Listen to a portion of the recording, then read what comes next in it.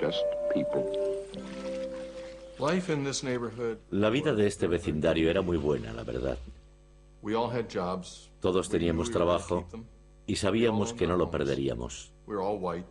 Poseíamos nuestra casa y éramos todos blancos, de clase media, rozando todos la madurez. Los niños tenían más o menos la misma edad y forma.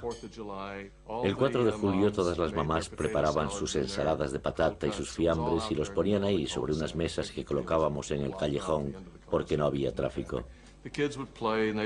Los niños jugaban con sus triciclos y serpentinas y todo estaba decorado. Lo pasábamos muy bien el 4 de julio. En 1964, Johnson se encontraba en plena campaña electoral para acceder a la presidencia y así poder construir su gran sociedad. Su oponente republicano era el senador Barry Goldwater, de Arizona, que votó en contra de la aprobación del proyecto de ley sobre derechos civiles. Goldwater prometió mantenerse firme contra los soviéticos y denunció la gran sociedad de Johnson porque, según él, tenía tintes socialistas. The message of our campaign is clear. It's this: stop the spread of socialism at home and communism abroad. El pueblo estadounidense necesitaba algo más convincente. Goldwater sufrió una aplastante derrota. En el campus de la Universidad de Berkeley florecía la discordia. En Berkeley había una gran tradición que se remontaba a muchos años atrás y que consistía en distribuir literatura, hacer discursos políticos y montar mesas para promocionar los grupos políticos de los alumnos en los terrenos del campus. Pero se publicó un mandato que ordenaba el cese de estas actividades. Los estudiantes comenzaron a poner en práctica técnicas que tomaron prestadas del movimiento para los derechos civiles y organizaron huelgas y sentadas.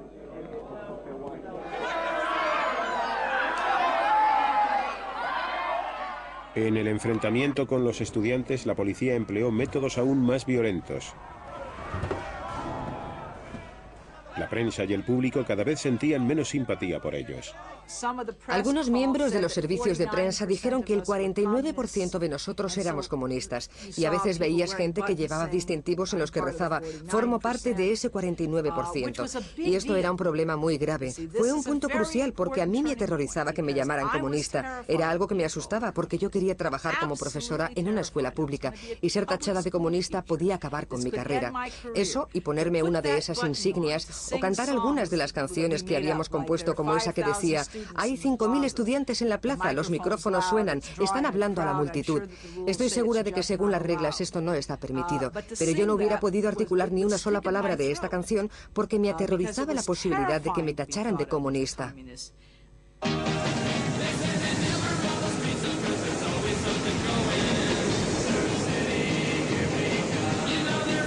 Los ideales estadounidenses de libertad política se extendían ahora al campo de lo personal.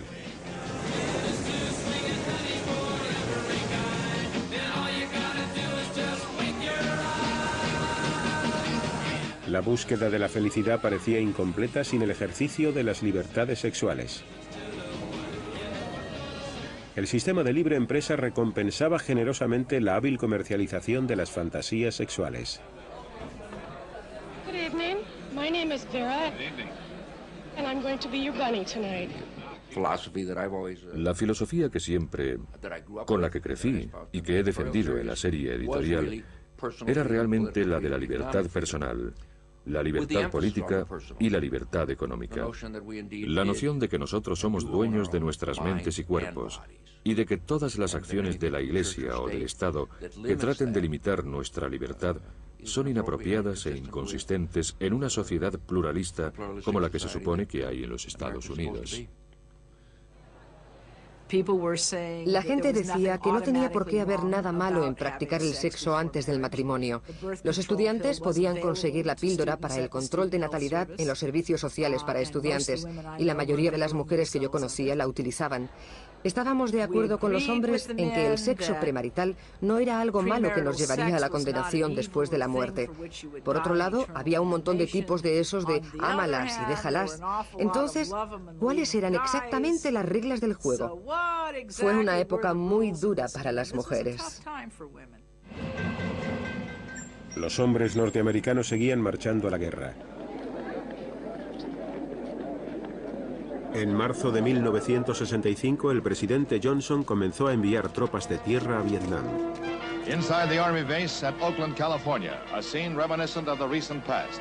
The years of the Korean and World War II campaigns is reenacted by yet another generation of young Americans. Al principio, cuando pensaba en Vietnam, me decía a mí mismo que el país corría un riesgo potencial. Aquí tenemos una nueva oportunidad de demostrar nuestra fuerza al mundo comunista. Verían nuestra habilidad, nuestra ciencia, nuestra industria y nuestra técnica, cualesquiera que fueran. ¡Qué maravillosa oportunidad! El famoso discurso inaugural en el que Kennedy decía: no os preguntéis qué puede hacer vuestro país por vosotros, sino lo que vosotros podéis hacer por vuestro país, era realmente un llamamiento a mi generación, o al menos a una parte de mi generación.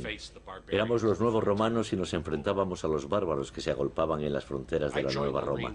Me uní a los marines porque experimentaba ese sentido de patriotismo, y cuando nos mandaron a Vietnam todo estaba bien y encajaba, era lo que se esperaba de nosotros. Silver wings upon their chest. These are men, America's best.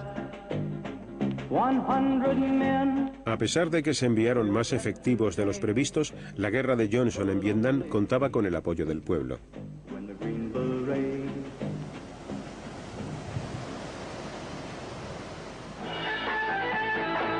Mientras que algunos estadounidenses se marchaban a la guerra, otros buscaban emociones distintas.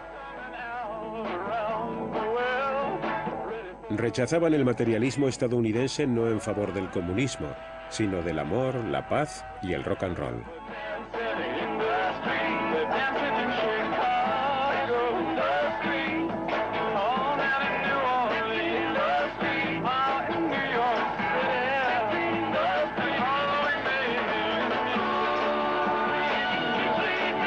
Por todo el país, jóvenes que ya estaban en edad de ser llamados a filas se limitaban a colocarse y a dormir, convirtiéndose así en unos marginados. Resultaba muy divertido oír decir a la gente: oye, mira esos hippies, o es un chico o una chica, y cosas como esas. Lo pasábamos muy bien, menos cuando llegábamos a ciertos lugares en los que se mostraban muy hostiles con nosotros y nos querían pegar. Después de todo, hoy en día opino que el trabajo de los jóvenes es aterrorizar a los adultos. Creo que la primera reacción de la mayor parte de nosotros, veteranos que trabajábamos muy duro para sacar adelante una familia, era absolutamente opuesta a la de una generación a la que todo le importaba un pimiento. Llevaban collares y pendientes, fumaban marihuana como si fuera lo más normal y hablaban un idioma diferente.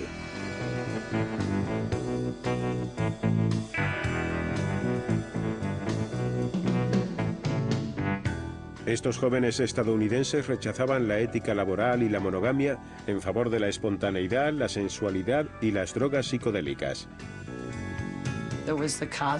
Teníamos conciencia cósmica, nos creíamos Dios y lo comprendíamos todo.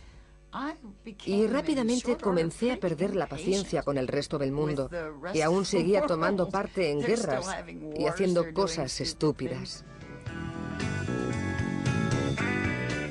Por lo general, los chicos de las flores iban a su aire.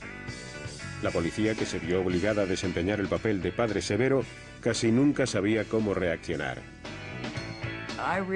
Yo estaba totalmente convencida de que la revolución tendría lugar y no sería necesariamente una revolución de sangre y armas. En tan poco tiempo me resultaría difícil decir lo que yo pensaba que iba a ocurrir. Lo único